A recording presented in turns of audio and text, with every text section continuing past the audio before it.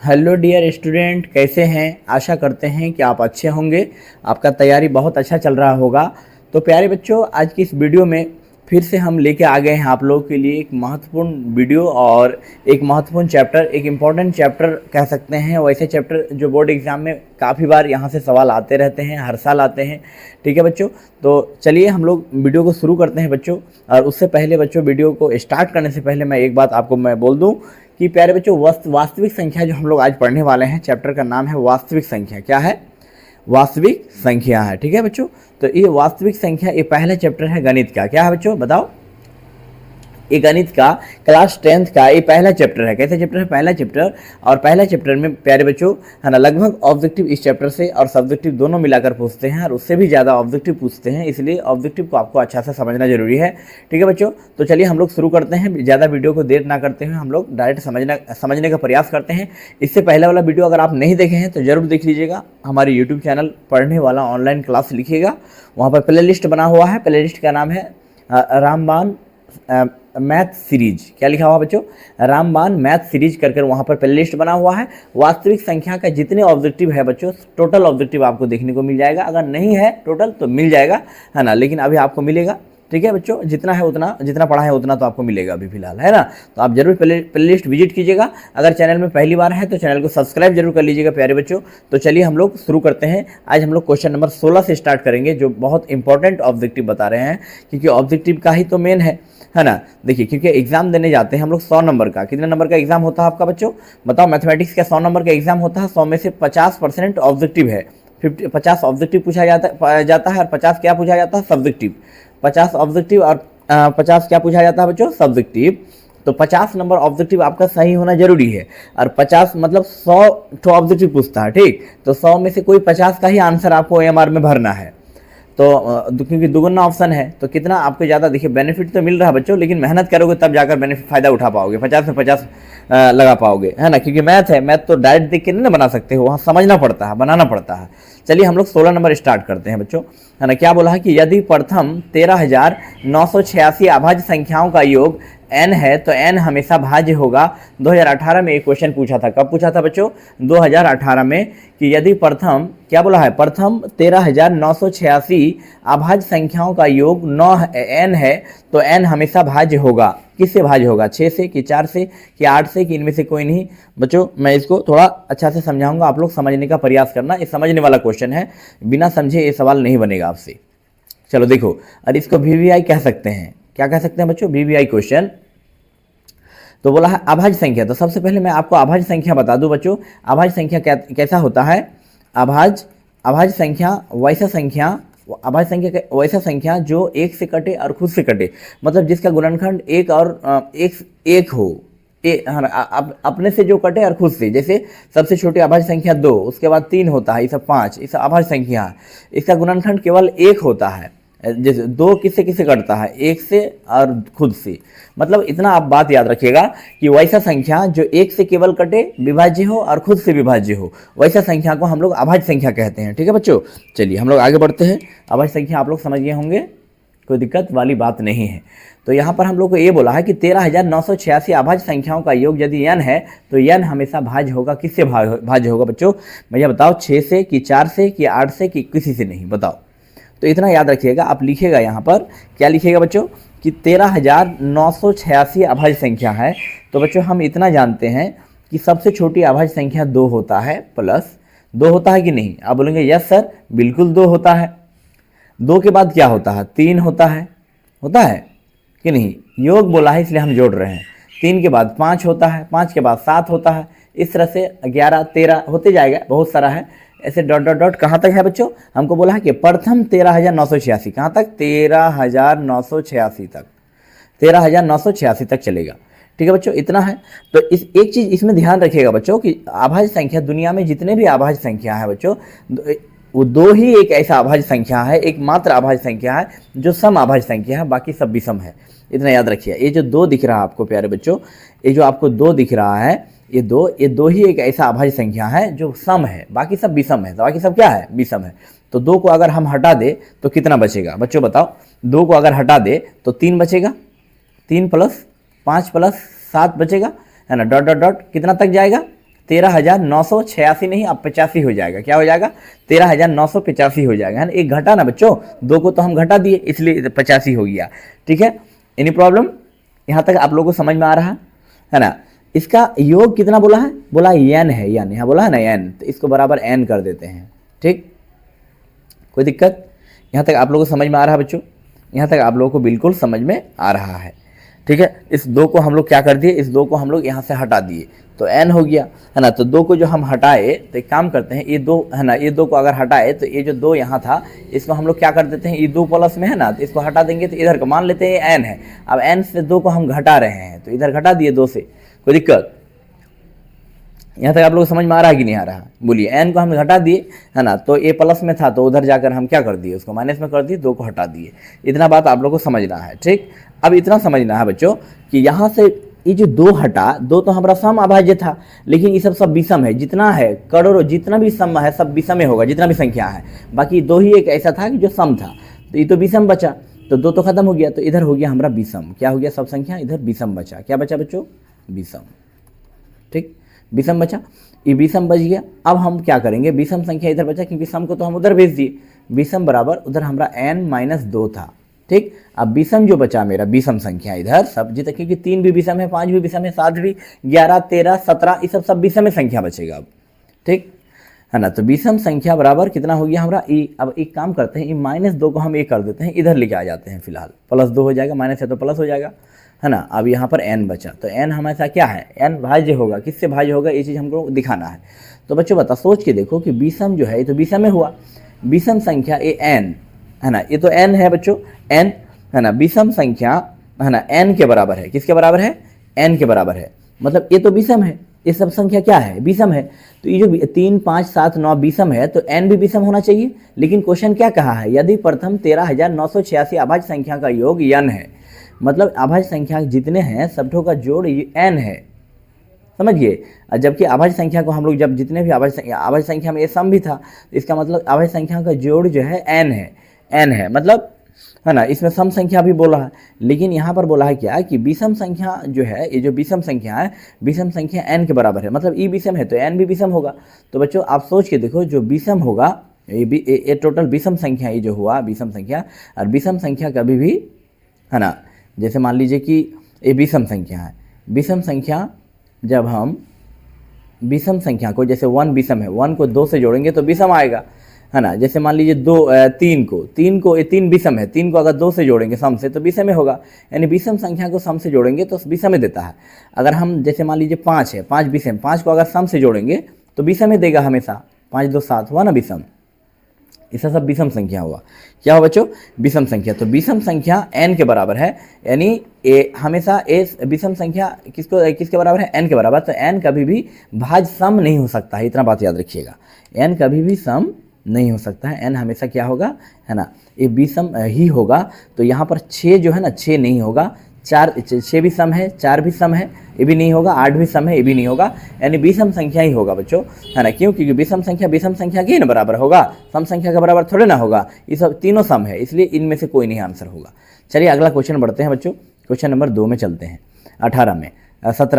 17 में बोला है सबसे छोटी पूर्ण वर्ग संख्या जो 16, 20, समझो बच्चों क्या बोला है, वैसे सबसे छोटी पूर्ण वर्ग संख्या जो 16, 20 तथा 24 के प्रत्येक भाज्य हो वह संख्या क्या है? 2018 में पूछा था प्यारे बच्चों, ये भी क्वेश्चन है। अगर वीडियो को लाइक नहीं किए प्यारे बच्चों तो लाइक जरूर कीजिएगा, शेयर नहीं किए हैं अपने दोस्तों को शेयर कीजिए, अगर चैनल में पहली बार है तो सब्सक्राइब जरूर कर लीजिएगा और बेल आइकन प्रेस कर दीजिए, ओके बच्चों, ताकि हमको मोटिवेशन मिलता है पढ़ाने में। चलिए अब आते हैं 17 नंबर, सबसे छोटी पूर्ण वर्ग संख्या क्या है जो 16, 20 और 24 के प्रत्येक भाज्य हो, सभी से कटे, तीनों से कटना चाहिए, है ना। पूर्ण वर्ग संख्या क्या है बच्चों, है ना, जिसका गुणनखंड करने पर वह पूरा कट जाए, है ना, पूरा बाहर हो जाए, वो पूर्ण वर्ग संख्या है। तो 240 तो किसी का स्क्वायर में आता नहीं, ये तो होगा नहीं। 2400 भी किसी का स्क्वायर में नहीं आता है, हटाइए उसको। 1600 और 3600 आता है, ये पूर्ण वर्ग संख्या है, ये दोनों में से कोई एक होगा। तो एक काम करते हैं, ये दोनों में से वैसा संख्या खोजिए जो तीनों कटे, यानी 1600 को अगर हम काटने जाएंगे तीनों से तो देखिए 16 से तो 1600 कट जाएगा, ठीक, 16 से कट जाएगा, 16 खत्म, बचेगा 100 बचेगा ना। 20 से अगर हम काटने जाएंगे 1600 को तो कटेगा 0 खत्म, उसके बाद क्या बच जाएगा, 2 एकम 2, 2 8 16, तो 80 बचा, ये भी पूरा पूरा कट जाएगा। अगर हम 1600 को 24 से काटने जाएंगे तो पूरा पूरी कटेगा, कटाओ, नहीं कटेगा, देखना। उसके बाद कटाओ, 12 दूना 24, 8 दूना 16, तो 800 बचा उधर ऊपर, 800 यहाँ 12 बचा, तो पूरा पूरी नहीं कटेगा। आप काट के देख लेना बच्चों, पूरा पूरी नहीं कटेगा। यहाँ 6 बचेगा, यहाँ 400 बचेगा, फिर यहाँ 400 बट्टे कितना बचेगा 6, 2 3 6, तो यहाँ पर पूरा पूरी नहीं कटेगा। तो वैसा संख्या खोजना है जो ये तीनों संख्या से पूरा पूरी कट जाए, मतलब तो ये तो कटेगा ही नहीं, ये भी नहीं कटेगा, ये भी नहीं कटेगा, लेकिन 3600 को तुम भाग दे के देखना, ये तीनों से देखना, तीनों से कट जाएगा, है ना। ये 3600 जो है प्यारे बच्चों, ये 3600 किससे कटेगा, 16 से भी पूरा पूरा कट जाएगा, एक भी शेषफल नहीं बचेगा, है ना। ये 3600 किससे किससे कटेगा, 20 से भी कटेगा और 24 से भी कटेगा, है ना। आप कमेंट में लिखो बच्चों, आप चाहो तो मैं कटा के भी दिखा सकता हूँ आपको, ठीक है। ये तीनों कटेगा, इसलिए डी नंबर आंसर करेक्ट हो जाएगा, डी नंबर होगा बच्चों। आप लोग काट के देख लेना बच्चों, है ना। कोई डाउट होगा तो कमेंट बॉक्स में लिखना। चलिए हम लोग आगे बढ़ते हैं। अगला क्वेश्चन 18 में बोला है कि दो संख्याओं का लघुत्तम समावर्तक इनके महत्तम समावर्तक का 14 गुना है, इनके लौसा और मौसा का जोड़ 600 है, यदि एक संख्या 280 तो दूसरी संख्या ज्ञात करना है।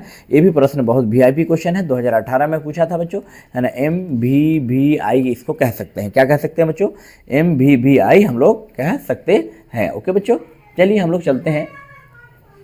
मेरे सुगुनों, आप लोग कमेंट बॉक्स में लिखो कि सर हम बना सकते हैं, एक बार यस यस लिख के भेजिए कि यस सर बन सकता है, यस सर बन सकता है ना बच्चों, बोलिए मेरे सुगुनों, एक बार बोलिए, हो जाएगा। चलिए हम लोग समझते हैं बच्चों 18 नंबर, दो संख्याओं का लघुत्तम। जब भी इस टाइप का क्वेश्चन पूछेगा मेरे सुगुनों, तो आप लोग क्या करना, दो संख्याओं का लघुत्तम समावर्तक इनके महत्तम समावर्तक का 14 गुना है। क्या है बच्चों, 14 गुना है ना बच्चों। तो आप क्या करना, सबसे पहले लिखना हल, ठीक है। अब बोला है दो संख्याओं का लघुत्तम समावर्तक, लघुत्तम मतलब एलसीएम और महत्तम मतलब एचसीएफ। तो दो संख्या, अच्छा से क्वेश्चन को समझने का प्रयास करो बच्चों, समझना इंपॉर्टेंट है। देखो क्या बोला है, दो संख्याओं का लघुत्तम, तो लघुत्तम मतलब एलसीएम, एलसीएम इनके महत्तम समावर्तक का एलसीएम जो है महत्तम समावर्तक का 14 गुना है, यानी एचसीएफ का 14 गुना है, ठीक, इतना मान लिए।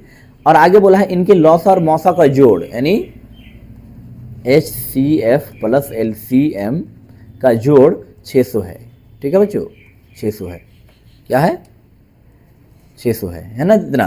अब हम लोग को क्या करना है बच्चों, अब यहाँ पर कुछ ज़्यादा नहीं करना है, जहाँ जहाँ एलसीएम है वहाँ एचसीएफ गुना 14 लिख सकते हैं, बिल्कुल लिख सकते हैं। एचसीएफ के जगह पर, एलसीएम के जगह पर एचसीएफ को रहने दो सेम, एचसीएफ बराबर एलसीएम के जगह पर इतना लिख सकते हैं, क्यों, क्योंकि इतना बराबर एचसीएफ गुना 14 है, एलसीएम बराबर, इसलिए तो एलसीएम के जगह पर हम इतना लिख सकते हैं, एचसीएफ गुना 14 बराबर 600, चलेगा बच्चों। सॉरी बच्चों, यहाँ पर थोड़ी सी गलती हो गई, एचसीएफ बराबर क्या है, बराबर नहीं देना चाहिए था ना।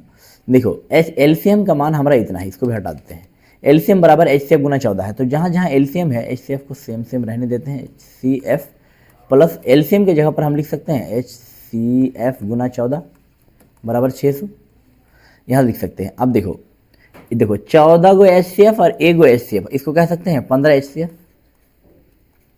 बराबर 600। आप बोलेंगे यस गुरुजी, यहाँ तक हम लोग कह सकते हैं, यहाँ तक आप लोग जल्दी जल्दी लिखिए या स्क्रीनशॉट ले लीजिए आप लोग, मैं आगे बढ़ूंगा, अगला पेज में चलेंगे, ठीक है। 15 एचसीएफ बराबर 600, इसको मिटा देते हैं। अब यहाँ पर हम लोग लिखेंगे 15 एचसीएफ बराबर 600 को आगे हम लोग सॉल्व करेंगे। अब जल्दी कीजिए, फटाफट कीजिए आप लोग, थोड़ा चले, नेक्स्ट पेज में चल जाते हैं, आप लोग मैच कर लेना, चलिए ठीक है बच्चों। आप लोग उतार लो, इसको मिटा ही देता हूं मैं, चलो हो गया। अब यहां पर देखना प्यारे बच्चों, ये तो 14 एचसीएफ बराबर कितना है, एचसीएफ बराबर 600 है ना। ये 15 गुना में है तो इधर आके भागा में हो जाएगा, है ना। अब इसको काटो, 15 चौके 60, एचसीएफ बराबर 40 आया कि नहीं आया, इतना आया, एचसीएफ बराबर 40। अब आपको ये समझना है बच्चों, क्या बोला है, यदि एक संख्या 280 है तो दूसरी संख्या ज्ञात करना, दिया हुआ है। तो मान लेते हैं कि एक संख्या को ए मान लेते हैं, एक संख्या दिया है 280, है ना। दूसरी संख्या b हमको ज्ञात करना है और HCF एलसीएम हम निकाले। HCF 40 है और एलसीएम कितना है? एलसीएम कितना है बच्चों? एलसीएम तो हम अभी नहीं निकाले हैं। अच्छा, एलसीएम बराबर इतना था ना, चलो कोई दिक्कत नहीं है। अब हम लोग आगे करते हैं, थोड़ी इसको मिटा देते हैं, थोड़ा इसको मैं इरेज करता हूँ, ठीक ना। थोड़ा ऊपर मिटा दूँ, इधर यहाँ तक उतार लीजिए आप लोग, है ना। यहाँ तक आप लोग इतना बात याद रखिएगा कि पहली संख्या 280 है, दूसरी संख्या निकालना है और HCF बराबर कितना निकाले? 40। अब एलसीएम ज्ञात करना है, तो एलसीएम ज्ञात करने के लिए क्या करेंगे? ये जो समीकरण, इसको समीकरण 1 भी मान सकते हैं, इस वाली समीकरण में बैठा देंगे हम लोग, कोई दिक्कत? चलिए यहाँ तक मिटा दें।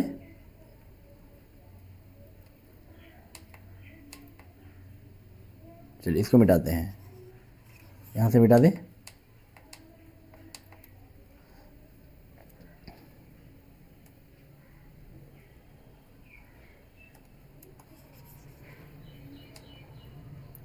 चलिए उससे अच्छा हम लोग बच्चों एलसीएम बराबर HCF गुना 14 अगला पेज में लिख देते हैं। चलिए आप लोग मिला लीजिएगा, क्या था? एलसीएम बराबर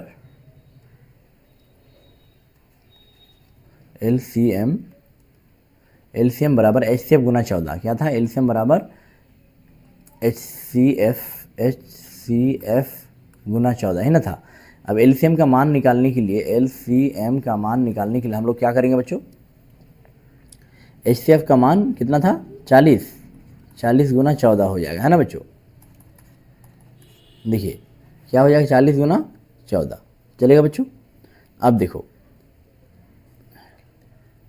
ये एलसीएम था, एलसीएम 14 का 14 14 चौके 56 यानी 560 एलसीएम का मान निकल गया। अब हमको मालूम ये है बच्चों, एलसीएम 560 है और पहली संख्या दिया है, देख लो कितना है? 400। पहली संख्या 200 कितना है? 280। पहली संख्या 280 है और एलसीएम 560 और HCF कितना है? HCF कितना है देख लीजिए। HCF अभी निकाले हैं हम, 40 है ना। तो हमको ज्ञात क्या करना है? हमको ज्ञात करना है बच्चों, ज्ञात करना है पहली संख्या मालूम, HCF मालूम, एलसीएम मालूम, हमको b दूसरी संख्या ज्ञात करना। दूसरी संख्या को b मान लिए। अब हम यहाँ लिखेंगे बच्चों, हम जानते हैं पहली संख्या गुना दूसरी संख्या बराबर HCF गुना LCM, इतना जानते हैं कि नहीं? पहली संख्या का मान कितना है? 28। दूसरी संख्या निकालना है, जिसके पास छोड़ दो b। HCF का वैल्यू कितना है? 40 है। LCM का वैल्यू 560। चलो b का वैल्यू निकालने के लिए 40 गुना 560, एक गुना में है 28 तो भागा में कर दो। अब देखो बच्चों 28 से कम 28, 28 गुना 56 होता है कि नहीं? 40 गुना 20 बचा, है ना बच्चों। यहाँ पर 28 गुना 56 20 बचा, ठीक। अब हम लोग गुना करेंगे, 4 दूना 8 यानी 800। क्या ऑप्शन इस प्रकार का है बच्चों? देखो क्या ऑप्शन इस प्रकार का है बच्चों? क्या ऑप्शन इस प्रकार का है मेरे सुकूनों? क्या ऑप्शन इस प्रकार का है? आप लोग मैच करो, है ना। कुछ तो गड़बड़ नहीं हुआ बच्चों 280 कुछ मान लेने में। और पहली संख्या 280 था बच्चों, सॉरी पहली संख्या 280 था ना हम लोग। अच्छा गलत ले लिए यहाँ पर, सॉरी बच्चों। पहली संख्या 280 था, यहाँ 280 होगा, 280। अब निकालो b बराबर 40 गुना क्या है? 56 560 है ना। एक गुना में है तो भागा में 280, 0 0 कैंसिल, 28 गुना 56। तो प्यारे बच्चों यहाँ पर 40 गुना 2 बचा, 40 गुना 80 क्या होगा? 80। ये आंसर हो जाएगा। ऑप्शन मैच कर लो, 80 बी नंबर होगा। क्या होगा बच्चों? बी। चले आगे चले, अगला क्वेश्चन चलते हैं बच्चों। Question number 19। इसको आप लोग स्क्रीनशॉट ले लीजिए या फिर दोबारा वीडियो को देख लीजिएगा अच्छा से। चलिए इसको मिटाते हैं फिलहाल। चलिए 19 नंबर समझने का प्रयास करते हैं बच्चों। 19 नंबर बहुत ही इजी क्वेश्चन है प्यारे बच्चों। 19 नंबर समझो। 19 नंबर में बोला है कि 6x, क्या बोला है? 6x पर पावर 4 y तथा 12x y, 6x पर पावर 4, 6x पर पावर 4 y, 6x पर पावर 4 y तथा 12x y का महत्तम समावर्तक ज्ञात करना है। तो जब भी महत्तम समावर्तक मतलब HCF क्या होता है बच्चों, HCF। ओके, अब इसका HCF ज्ञात करने के लिए जब भी बोलेगा तो सबसे पहले आप 6x पर पावर 4y को ऐसे लिख लेना, ठीक। उसके बाद इसको हम लोग लिख सकते हैं 2 गुना 3 गुना x पर पावर 4, मतलब x को 4 बार लिख सकते हैं गुना। चलिए, और y गुना है, एक बार y है तो y लिख दो। अब यहाँ पर बोला है 12xy, तो इसको लिख सकते हैं प्यारे बच्चों, 12 को पहले फैक्टर कर लेना, 12 क्या हो जाएगा, 2 छक्के 12, 2 तिये 6, यानी 2 गुना 2 गुना 3, 2 गुना 2 गुना 3 लिख सकते हैं। अब x है एक बार गुना y। अब इसमें से हम लोग HCF निकालने के लिए कॉमन लेते हैं। क्या कॉमन लेते हैं, दोनों में कॉमन दिखते हैं क्या। मैं कलर चेंज कर लेता हूँ थोड़ा। चलो देखो बच्चों, इसमें 2 कॉमन है कि नहीं, आप बोलेंगे यस गुरुजी 2 कॉमन है, तो 2 एक ठो उठा लो गुना। अब इसमें से क्या क्या कॉमन है देख, है ना, कुछ x तो कॉमन होगा जरूर, यहाँ x कॉमन है, x कॉमन उठा लो गुना। यहाँ y भी कॉमन है तो कॉमन y उठा लो, है ना बच्चों। 3 कॉमन है, हाँ 3 भी कॉमन है, तो 3 एक यहाँ कॉमन एगो है 3, है ना, तो 3 उठा लो गो, तो गुना करो। अब क्या करो, गुना करो, 3 दूना 6, गुना करो 3 दूना 6, x गुना y 6xy, तो यही आपका क्या हो गया, HCF हो गया, है ना बच्चों। यहाँ लिख सकते हैं हम लोग HCF बराबर 6xy, क्या होगा 6xy, ऑप्शन नंबर डी। चलिए अगला क्वेश्चन देखते हैं बच्चों, यहाँ तक आपको समझ में आ गया होगा। क्वेश्चन नंबर हम लोग 20 देखते हैं, ठीक। ये बहुत इजी क्वेश्चन है बच्चों, वीडियो को लाइक नहीं रोकना चाहिए, आप लोग लाइक जरूर कीजिए। चैनल में पहली बार है तो चैनल को सब्सक्राइब जरूर कर लीजिएगा।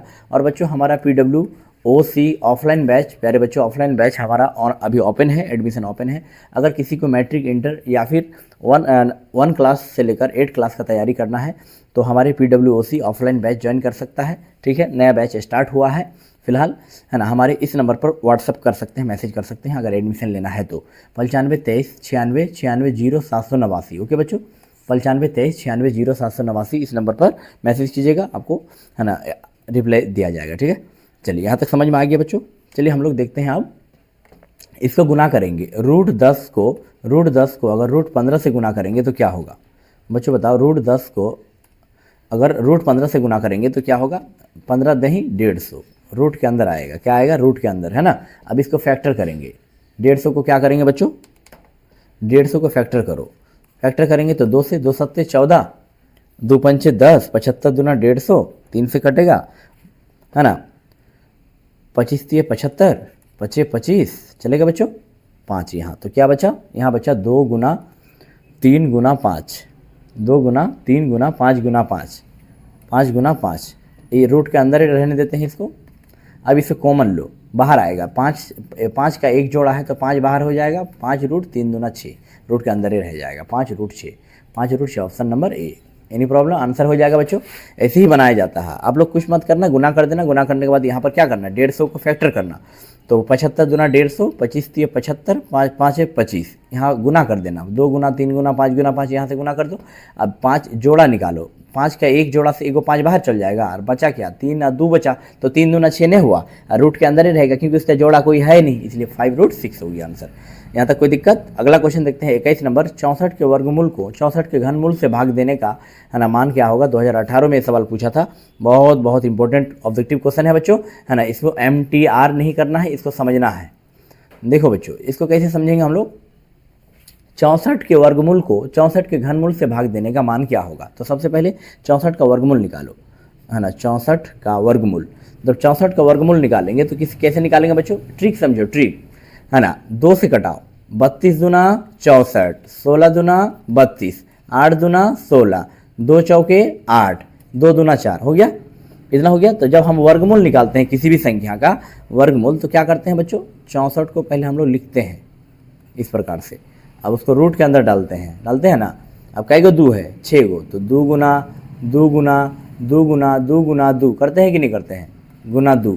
अब इसमें वर्गमूल का मतलब हुआ 2 जोड़ा से एक बाहर होता है, तो बाहर कर दो, एगो बाहर, ये 2 जोड़ा से एगो बाहर, ई 2 जोड़ा से एगो बाहर, ठीक है ना। वर्गमूल में 2 जोड़ा से एक बाहर, और घनमूल में 3 जोड़ा से एक बाहर होता है ना बच्चों, रूट से बाहर होता है।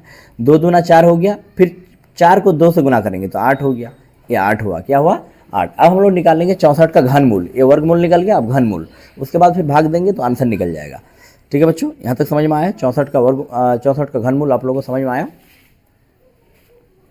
अब घनमूल निकालते हैं 64 का। चलिए अगला पेज में लिख लेते हैं बच्चों, आप लोग मैच कर लेना। 64 का घनमूल, तो 64 का घनमूल जब निकालेंगे हम लोग तो कैसे, फिर 32 का 64 करेंगे, तोड़ेंगे। 32 दूना 64, 16 दूना 32 होता है, 8 दूना 16, 8 दूना 16, 8 दूना क्या होता है 16, 2 चौके 8, 2 दूना 4। अब इसको हम लोग क्या करेंगे बच्चों, 64 का जब घनमूल निकालते हैं तो यहाँ 3 लिखते हैं। अब 64 को रूट के अंदर डालो, क्या करो, रूट के अंदर डालो, क्या होगा 2 गुना 2 गुना 2 गुना 2 गुना 2, 3 2 5 6 तो है। अब घनमूल जब भी निकालते हैं 3 गो से एगो बाहर होता है, क्या गो से, यहाँ 3 गो है, एगो बाहर हो जाएगा तो 4 हो गया। क्या हो गया 4 हो गया बच्चों। तो हमको बोला क्या है, क्वेश्चन में बोला है इसका है ना, घनमूल आ गया 4 और वर्गमूल हो गया 8। अब दोनों को भाग देने कहा है ना, ये ना बोला है 8 को 4 से भाग दे दो तो 4 दूना 8 हो गया, इसका अनुपात 2 निकल गया, है ना। चलिए अगला क्वेश्चन देखते हैं, तो इसका ऑप्शन नंबर क्या हो जाएगा 2, सी सी सी। ओके चलिए अगला क्वेश्चन देखते हैं। क्वेश्चन नंबर कितना देखेंगे बच्चों, क्वेश्चन नंबर 22। क्वेश्चन नंबर 22 इसको आप लोग लिख लीजिए, तब तक मैं मिटाता हूँ। स्क्रीनशॉट ले लिए ना, हो गया बच्चों। चलिए अब अगला क्वेश्चन बोला है, दो संख्याओं a और 18 का लॉसा 36 है तो मौसा 2 है, तो a का मान ज्ञात करना है। a का मान क्या करना है, ज्ञात करना है। ओके बच्चों, तो a का मान ज्ञात करने का रूल है, क्या है, दो संख्याओं का, आप लोग वीडियो को शेयर कीजिए प्यारे बच्चों।